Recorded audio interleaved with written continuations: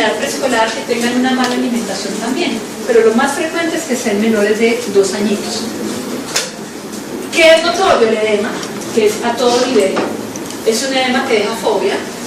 La mayoría de las veces están pies y piernas, es como lo más notorio, pero también lo podemos ver a nivel de sacro, abdomen, etc. En las zonas edematizadas que tienen sitios de presión puede dar lesiones como úlceras de presión, especialmente en la espaldita y en las nalgas, y tienen irritación constante en algunas zonas como la zona perineal y los muslos. La piel se ve brillante por el mismo edema, pero con zonas de hiperpigmentación e hiperkeratosis. Hay emaciación muscular, no es visible, ¿cierto? No lo vemos porque las piernas están edematizadas, pero una vez empieza el tratamiento, que ellos pierden ese exceso de líquido, queda una atrofia muscular subyacente a ese edema que tenían previamente. Hay otros aspectos notorios a nivel de los anexos, como puede ser el pelo es quebradizo, puede tener zonas de pigmentación diferentes unas de otras, que coinciden con periodos de parcial recuperación nutricional, que es lo que se llama el pelo en bandera. Entonces ustedes ven estos niños como si se hubieran pintado el pelo y empieza a crecer del color original. Entonces tienen mechones anaranjados, amarillos con pedazos cafés o negros. Se llama el pelo en bandera porque en las etapas de desnutrición pierde el color original y cuando hay recuperación nutricional vuelve a poner su color. Entonces se ven como parches de los colores del piel. Estos niños, a diferencia de los del marasmo, tienen una talla normal. El problema es mucho más en peso. Ahora, si se perpetúa el estado de malnutrición, pues obviamente se compromete la talla. Acuérdense que en cualquier estado de déficit nutricional, lo que inicialmente se compromete es el peso, ¿cierto? En estadios más crónicos la talla y finalmente el peso no se sale, porque es lo único que deja de crecer. Entonces, en estos niños de desnutrición edematosa, usualmente la talla está normal o hay un leve retraso a nivel de talla. La pérdida de peso no es tan grave como en el marasmo. Obviamente, como son niños edematizados, hay que hacer una corrección en cuanto al peso, de cuánto tienen de edema y cuánto es realmente pérdida de peso. Para esto, por medio de impedanciometría eléctrica, se puede calcular el contenido de grasa, el contenido óseo, el contenido muscular y el exceso de agua, para poder tener una idea de realmente cuánto ha sido la pérdida de peso. Como están muy edematizados, usualmente los vemos muy pálidos, ¿sí? Y por el mismo edema disminuye un poco la perfusión distal, las extremidades son frías, a veces hay algo de cianosis. Son niños que tienen desde el punto de vista de humor estados muy variables. La mayoría de las veces son apáticos, como que no responden al medio externo, pero también pueden cruzar con estados de irritabilidad marcada. Nuevamente, como en los otros tipos de desnutrición, las complicaciones frecuentes son desde el punto de vista infeccioso, infecciones respiratorias e infecciones gastrointestinales. Hay una forma de nutrición mixta que tiene componentes del marasmo y tiene componentes de la nutrición edematosa. Tienen el edema del kwashiorkor. Si ustedes ven en las barriguitas de estos niños, las barriguitas están hinchadas, ¿cierto? Pero si miran el resto del cuerpecito, hay atrofia muscular, hay disminución de canícula de tos, es decir, hay mezcla de los dos componentes. Aquí en este cuadrito pues hay como una comparación entre los dos tipos principales. En cuanto a evolución, el marasmo, como les comentaba, tiene una evolución más crónica, por eso es que hay compromiso de talla. El kwashiorkor es más de tipo agudo. En cuanto al déficit, en el marasmo hay déficit de proteínas, pero déficit calórico también, o sea, es proteico-calórica, frente a la edematosa, que lo que les hace falta es el aporte proteico. En cuanto a la edad del marasmo, lo vemos en menores de 18 meses, pero puede aparecer a cualquier edad. El kwashiorkor generalmente entre el primero y el quinto año, o sea, más de lactantes y de preescolares pequeños. No hay edema en el kwashiorkor, si lo hay en el, perdón, no hay edema en el marasmo, si lo hay en el kwashiorkor. La pérdida de peso es mucho mayor en el marasmo que en la desnutrición edematosa. La mayoría de las veces el kwashiorkor tiene que ver con procesos infecciosos previos, que son los que debilitan el estado nutricional por falta de ingesta, falta de aporte. Y en cuanto a las características clínicas, pues el marasmo es el típico niño delgado, se llama demasiado o con delgadez extrema.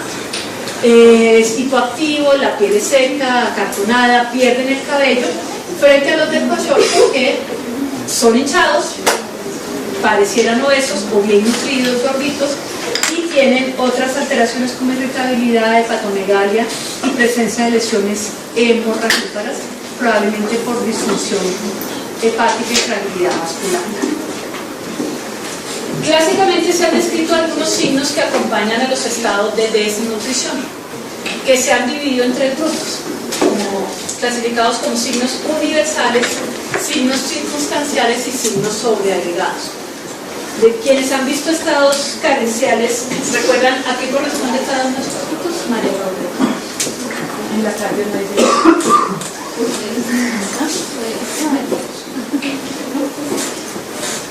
¿Han visto? ¿Saben a qué corresponde?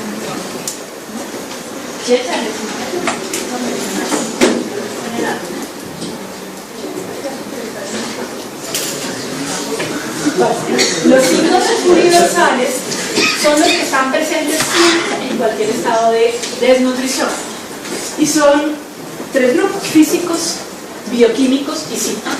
¿Qué se les ocurre como signo universal de desnutrición desde el punto de vista físico? Algo que siempre está presente en un niño desnutrido. Yurley. El bajo peso. Cualquier niño desnutrido tiene algo comprometido siempre, que es el peso. Eso es indiscutible, ¿cierto? Todos tienen bajo peso, si no, no serían desnutridos, ¿cierto? Pero pues hay muchas de las otras cosas que han dicho. Si el efecto es crónico, comprometida la talla y posteriormente el perímetro cefálico, ¿cierto? Desde el punto de vista bioquímico, ¿qué podrá estar alterado? Muchas cosas, pero ¿qué se les ocurre?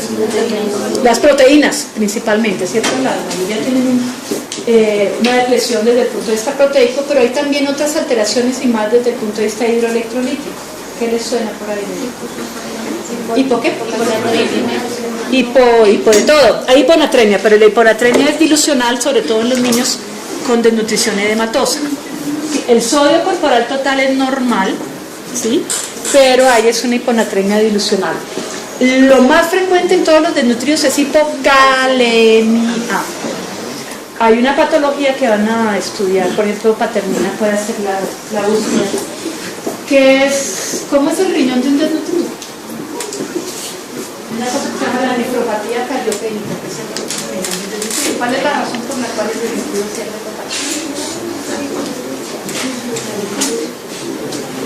Y desde el punto de vista emocional, pues como lo veíamos, todos tienen un compromiso, la mayoría son apáticos, pero pueden ser irritables también. Entonces siempre están presentes. Hay otros que se llaman circunstanciales, que están algunas veces presentes y otros no, y dependen ya no de deficiencias de macronutrientes, sino de los micronutrientes, es decir, deficiencia de vitamina A, de hierro, de cobre, de zinc. Entonces si hay deficiencia de hierro, pues hay estados de anemia variables. De vitamina A puede haber lesiones a nivel cutáneo y sobre todo ocular, deficiencia de zinc, muchas lesiones a nivel cutáneo, etc. Y los sobreagregados dependen de las noxas que producen la desnutrición o de las complicaciones de la misma. Por ejemplo, los procesos infecciosos. Entonces el desnutrido que está infectado pues tendrá, además de lo anterior, fiebre, más anorexia, compromiso del estado general y sintomatología referida al sitio en donde tiene la infección. Ya les voy a dejar ir para la casa. Muy bien. Como siempre, entonces hay que hacer un diagnóstico y la clave del diagnóstico, aparte de la clínica, con todo lo que hemos comentado previamente, es una adecuada evaluación nutricional. Entonces acuérdense que la evaluación nutricional la hacemos con muchos elementos, pero de los más importantes está la antropometría, que no se les debe olvidar en ninguna historia clínica, y la composición corporal. ¿Qué hacemos con estos datos? Ya lo comentamos esta mañana, compararlos con unos referentes de crecimiento, que en nuestro caso, exceptuando el periodo neonatal que tiene sus peculiaridades, en los niños mayores siempre vamos a utilizar los referentes de crecimiento de la Organización Mundial de la Salud, 2005-2006. Esos van a ser nuestros patrones de referencia. Previo a estos patrones o referentes de crecimiento hubo muchos. Algunos de ustedes todavía tienen en sus sitios de práctica los referentes de crecimiento de la NSHS, ¿sí? Que venían expresados en percentiles y no en desviaciones estándar. Como les comentábamos esta mañana, los de la Organización Mundial de la Salud reunieron poblaciones de los 5 continentes, que es una población que es más homogénea y permite comparar población de cualquier región, ¿cierto? A diferencia de los de la NSHS, que fueron hechos con población norteamericana exclusivamente, pues no permite una comparación tan adecuada, sobre todo con la población nuestra, que tiende a ser un poco más baja que la población norteamericana. Entonces los de la OMS son más afines a nuestra población. Sin embargo, las curvas de la NSHS las tenemos presentes porque al evaluar la talla desde el punto de vista percentilar, la necesitamos cuando estamos comparando la tensión arterial del paciente para saber si está en rangos normales o no. Parece que las curvas de tensión arterial vienen expresadas en percentiles de tensión arterial para cada percentil de talla con respecto a la edad. Entonces es la única situación en que en este momento utilizamos estas curvas de la NSHS. Pero para diagnóstico nutricional usamos los referentes de crecimiento de la OMS versión 2005. Entonces, ¿qué mediciones? Ya lo repetimos nuevamente: peso, talla y perímetro cefálico son las medidas antropométricas básicas, pero necesitamos unos indicadores nutricionales en cada grupo de edad para poder compararlos con los referentes que tenemos de la OMS. Entonces, nuevamente, para que no se les olvide, menores de 2 años, los indicadores son, Checha, ¿cuáles son? César, pero no la termina, sino indicadores nutricionales para menores de 2 años.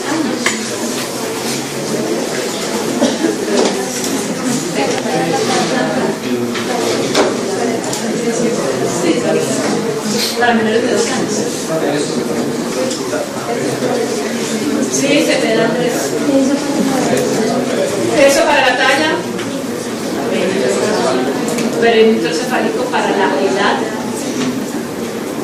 Son 5.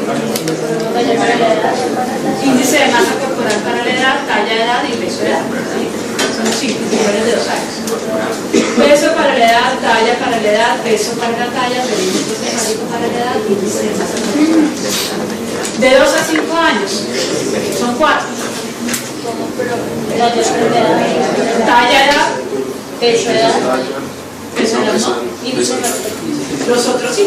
O sea, todos menos el peso para la edad. Entonces, índice de masa corporal para la edad, perímetro cefálico para la edad, talla, edad y peso para la talla. Y en mayores de 5 años son solo 2. Peso para la edad y masa corporal. Índice de masa corporal para la edad y talla para la edad. Bueno, con base en esos indicadores, además, podemos hacer diagnóstico de nutrición dependiendo del tiempo de evolución, y ya lo vamos a ver, ¿sí?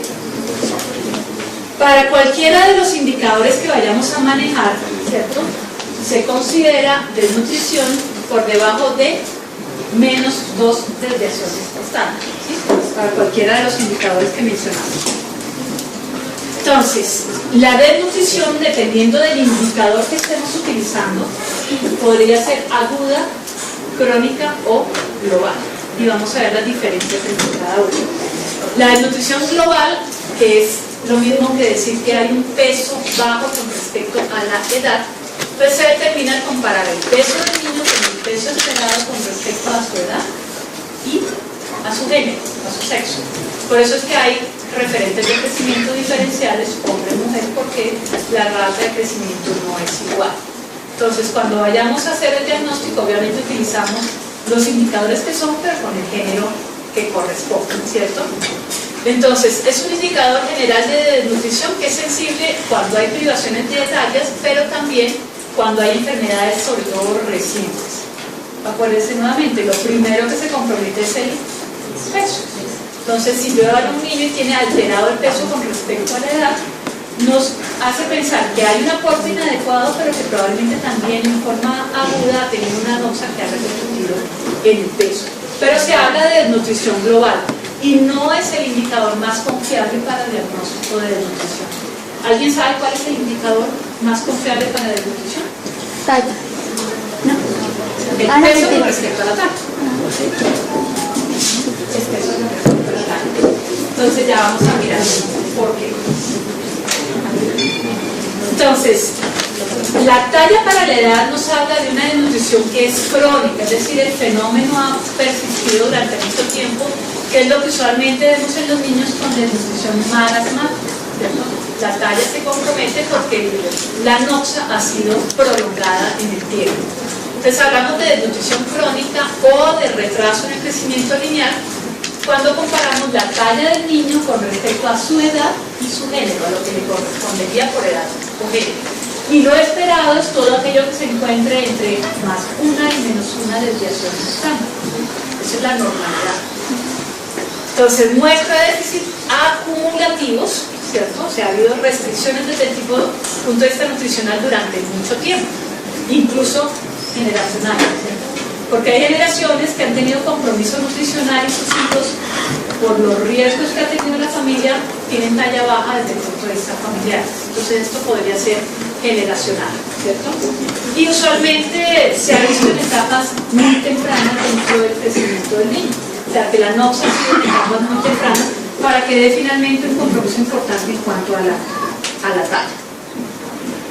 Y finalmente, si el indicador que tenemos en cuenta es el peso para la talla, que es lo que llamamos desnutrición actual o desnutrición aguda o delgadez, entonces corresponde un bajo peso en función del peso esperado con respecto a la talla y a la edad, pero sin tener en cuenta la edad, ¿cierto?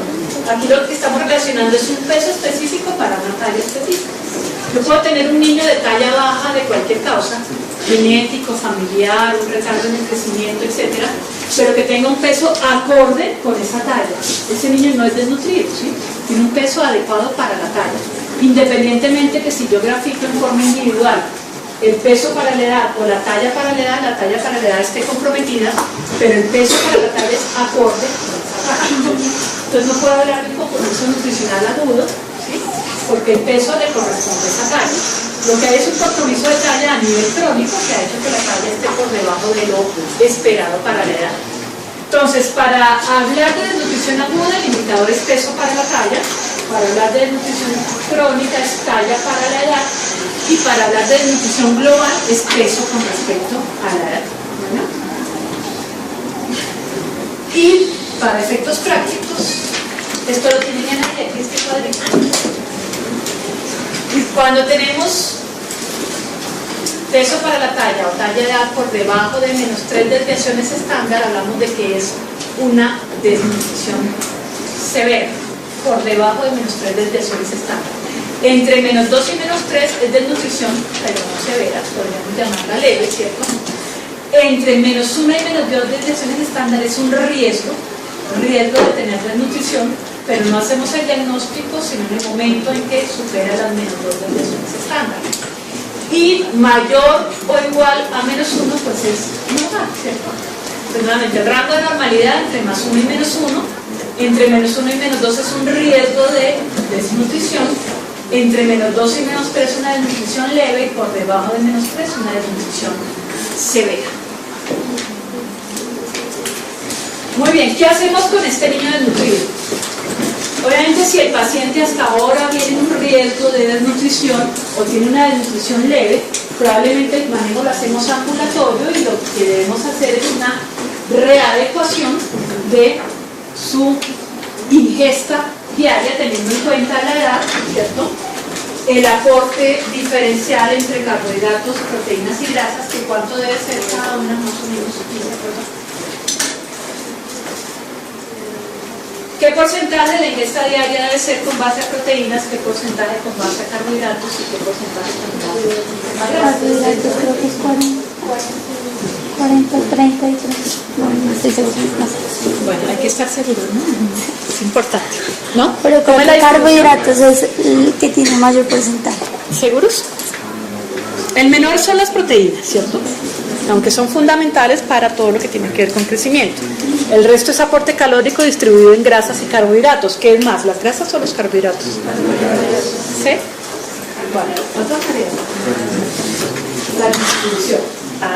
Pero una vez empieza el tratamiento, que ellos pierden ese exceso de líquido, queda una atrofia muscular subyacente a ese edema que tenían previamente.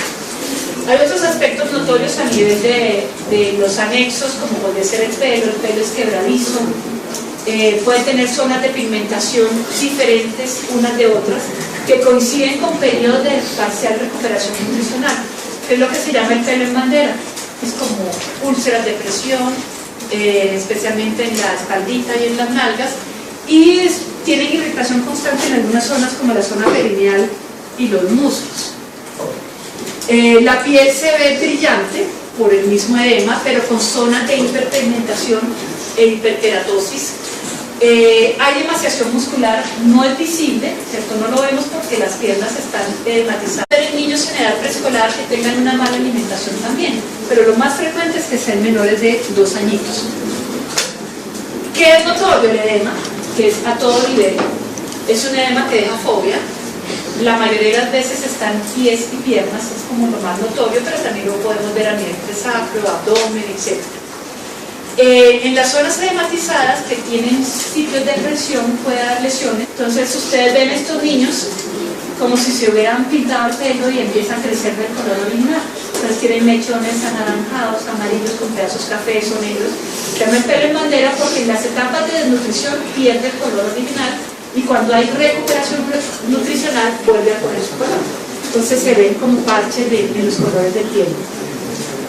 Estos niños, a diferencia de los del marasmo, tienen una talla normal. El problema es mucho más en peso. Ahora, si se perpetúa el estado de malnutrición, pues obviamente se compromete la talla. Acuérdense que en cualquier estado de déficit nutricional, lo que inicialmente se compromete es el peso, ¿cierto? En estadios más crónicos la talla y finalmente el peso cesáreo, porque es lo único que deja de crecer. Entonces,